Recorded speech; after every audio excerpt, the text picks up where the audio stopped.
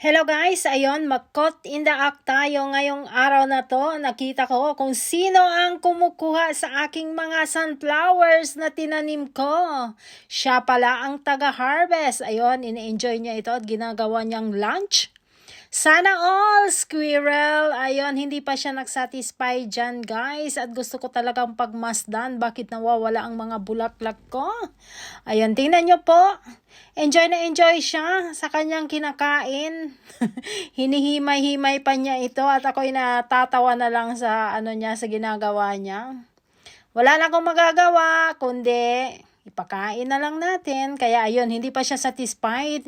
Bumalik pa talaga siya ulit sa taas at marunong siya mamili kung saan yung bulaklak na malaki. O, tingnan nyo guys, di ba? Ang galing niya. Palakpakan naman natin ang wonder animals na ito. Ayan, thank you for watching. Bye-bye!